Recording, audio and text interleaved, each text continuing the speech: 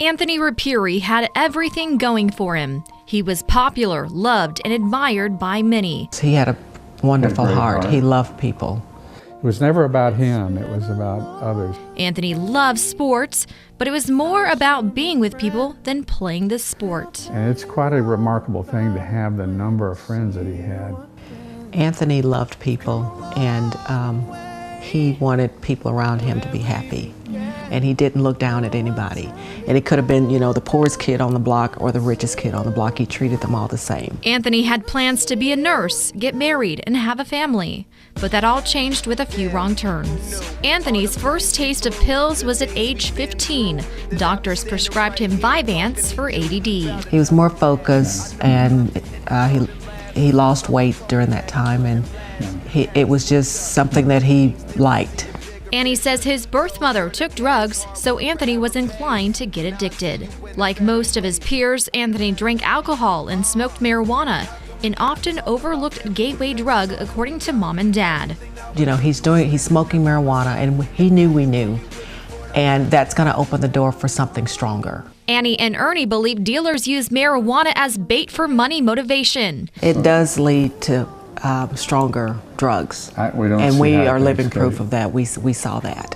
Anthony started to be reclusive and quiet, a 180 from his typical outgoing and social personality. He was just so ashamed.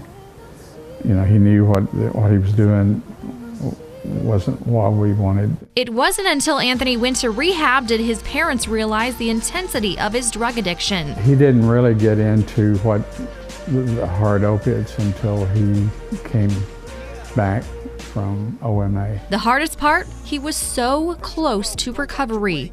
During rehab, he prayed and finally felt hope. He said, "Mom, at that moment, I just felt free." He said, "The burden just lifted off of me." He said, "I felt so good." And he said, "I never had any more pain. I never had any more withdrawals. I didn't feel that I needed to take any more drugs." He said, "Christ just took that away from me." Anthony later ran into an old friend and fell into his old ways. His father says guilt, shame, and low self-esteem took over. Never think in God's eyes that you're second best. You got to reach to Christ. God doesn't condemn people who are sick. Business right here. Anthony eventually died from a heroin overdose. He was just 25. He was a rare gift, and these drugs take the best. The Rapieres want the community to be open, not ashamed. We probably made mistakes. We didn't make the mistake of not loving him because we loved him. But love's not enough.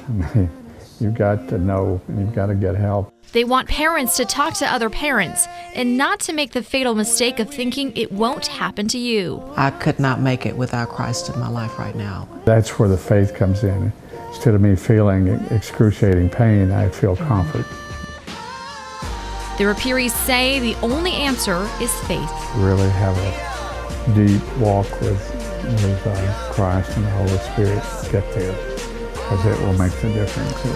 It has made such a difference. Until they meet again, they're on a mission to help others so they won't feel the pain of losing a child to drugs. We just miss him tremendously, so much.